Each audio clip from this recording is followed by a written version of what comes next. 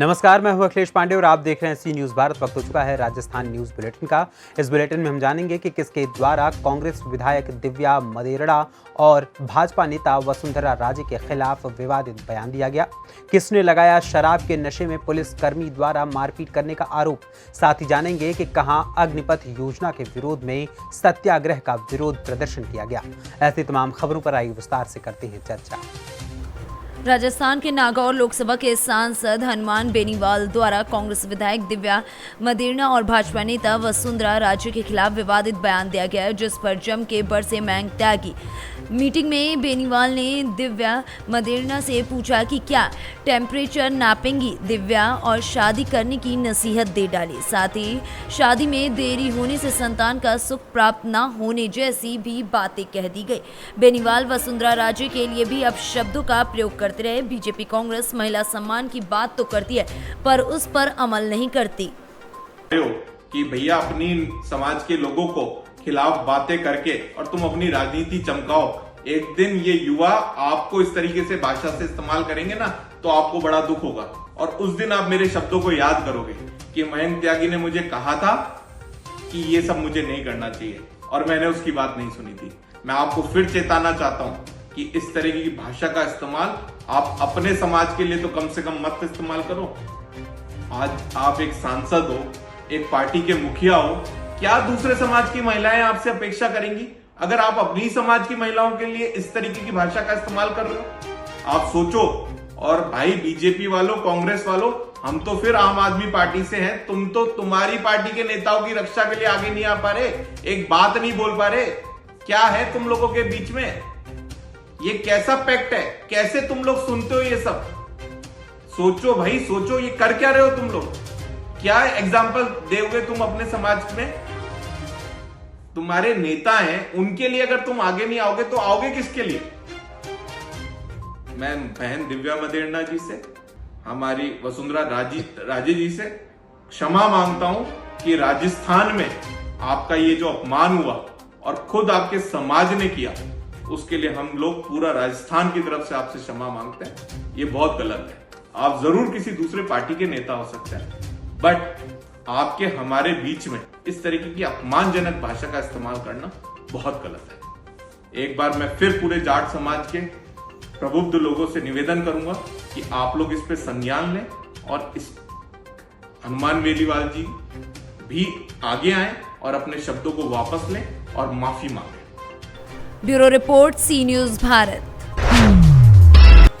शांति भंग की आशंका में गिरफ्तार युवक से रात्रि में शराब के नशे में पुलिस कर्मियों द्वारा मारपीट करने का आरोप लगाया। रायसिंह नगर पुलिस का एक बार फिर अमानवीय चेहरा सामने आया। पुलिस द्वारा एक युवक को शांति भंग की आशंका में गिरफ्तार किया गया था।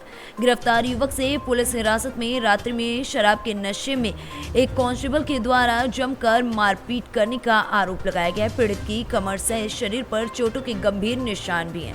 पकड़े गए युवक को आज उपखंड मजिस्ट्रेट के द्वारा जेल भेजने के आदेशों के बाद मामला उस समय उजागर हुआ जब जेल ले जाने से पहले पुलिस ने डॉक्टर किशनदान बिट्टू से इसकी नॉर्मल मेडिकल रिपोर्ट बनाकर जेल में भेज दिया, लेकिन सब जेलर ओम साहू ने युवक की गंभीर चोटें देख उसका तुरंत मेडिकल मुआयना स्वयं साथ जाकर दोबारा करवाया तो उसे चिकित्सक ने मेडिकल रिपोर्ट को दुरुस्त करते हुए उसमें चोटों के निशान भी बता दिए। पुलिस अधिकारियों को जब इस पूरे मामले की भनक लगी तो पुलिस के उच्च अधिकारी इस मामले को दबाने में जुटे हुए हैं।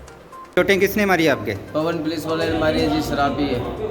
कब मारी है चोटें? रात को मारी है सर। और यहाँ पर को घर से पकड़ के ले गए थे और रात को मेरे को जेल से उसमें से निकाल गया और मेरे मारी है उसने। और ये रिपोर्ट बनाई थी तब डॉक्टर साहब ने पूछा नहीं कि चोटें वगैरह लगी हुई है या नहीं लगी हुई? डॉक्टर साहब ने ये पूछा था कि भाई किस चीज़ का नशा करता है। मैंने बता दिया मेडिसिन का नशा करता हूँ और मैं बीड़ी सिगरेट का नशा करता हूँ। तो चेकअप वगैरह किया था? कोई चेकअप वगैरह नहीं। चोटें दिखाओ। चोटें की हमारी है सर।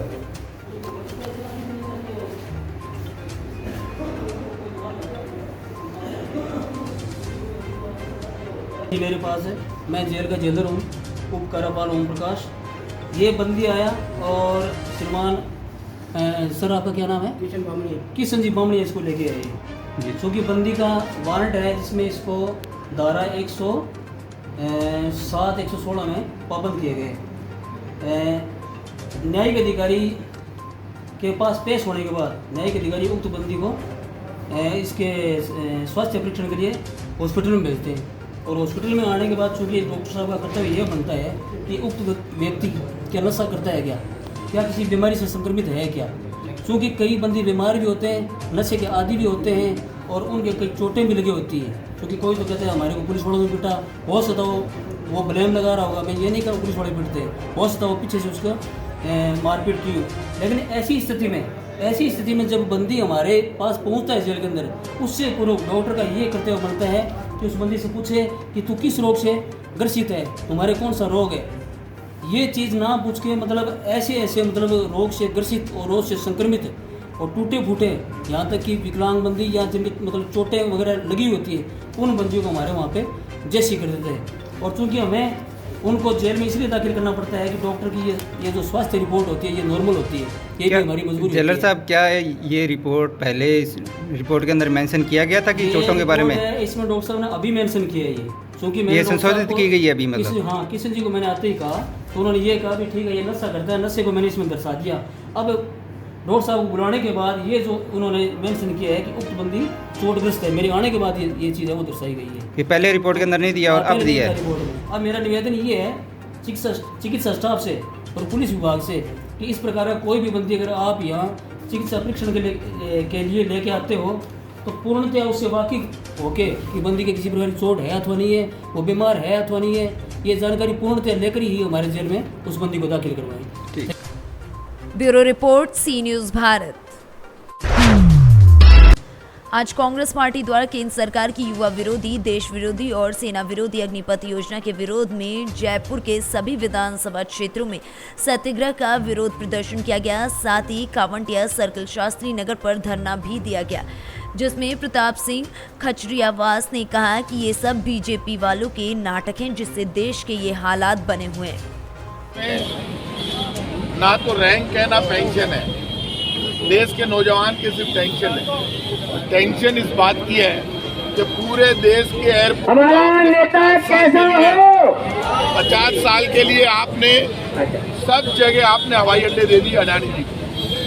50 साल के लिए तो आप एयरपोर्ट दे रहे हैं और 4 साल के लिए नौकरी दे रहे हैं। विधानसभा और लोकसभा का चुनाव होता है 5 साल में। एमएलए एमपी को पेंशन मिलती है, लेकिन अब जवान को पेंशन नहीं मिलेगी। मुझे आप ये बता दो, 15 साल के बाद, आज 15 साल की नौकरी के बाद जब जवान घर पर वापस आता है, भारत सरकार उसको ही नौकरी नहीं दे पा रही, तो आप उनको कहाँ से दोगे? 6 महीने की ट्रेनिंग, 3.5 साल की नौकरी है, देश के साथ धोखा है। 25 लाख करोड़ रुपए पेट्रोल डीजल पर पहली बार इस सरकार ने कमाए हैं आज़ादी के बाद, एक्साइज ड्यूटी लगा। ये पाप हो रहा है। लड़ेंगे मरेंगे, आर पार का संघर्ष करेंगे। देश में चाहे लाठी चले चाहे गोली चले, कांग्रेस का एक एक कार्यकर्ता मुकाबला करेगा। अग्निपथ योजना लागू नहीं होने देंगे। अग्निपथ की आग में देश जल रहा है, नौजवान की आत्मा रो रही है और नौजवानों के सपनों को कुचलना चाहती है भारत की सरकार। आर पार का संघर्ष होगा। कांग्रेस अंतिम दम तक लड़ेगी, लेकिन अग्निपथ को लागू नहीं होने देंगे, चाहे सरकार। प्रताप जी, एक तरफ तो महाराष्ट्र में तोड़फोड़ के प्रयास हो रहे हैं सरकार के। देखिए, राजस्थान की सरकार गिराने का किसी में भी दम नहीं है। बीजेपी अपना दम लगाकर देख चुकी है। राजस्थान वो स्टेट है, ये वीरों की धरती है, ये बलिदानियों की धरती है। ये आर पार राजस्थान में बीजेपी का चलेगा नहीं। वहाँ पर तो उन्होंने पैसे देकर वो जो नाटकबाजी कर रहे हैं ना महाराष्ट्र में, वो दाम लेकर गए, सब पैसे मिले उनको, तभी तो वहाँ गए गुवाहाटी में। अब वो संजय राउत कह रहा है कब तक रुकोगे, गुवाहाटी में आना पड़ेगा, चौपाटी में आप वो नाटकबाजी कर रहे हैं। बीजेपी का षड्यंत्र, धोखा, हॉर्स ट्रेडिंग यहाँ नहीं चलने देंगे। राजस्थान की जनता का आशीर्वाद हमारे साथ है, यहाँ पहले भी नहीं चली, आगे भी नहीं चली। ब्यूरो रिपोर्ट, सी न्यूज़ भारत। फिलहाल के लिए इस राजस्थान न्यूज़ बुलेटिन में इतना ही। देश दुनिया की तमाम खबरों के लिए देखते रहें सी न्यूज़ भारत। हर खबर आपके साथ, आपके हाथ।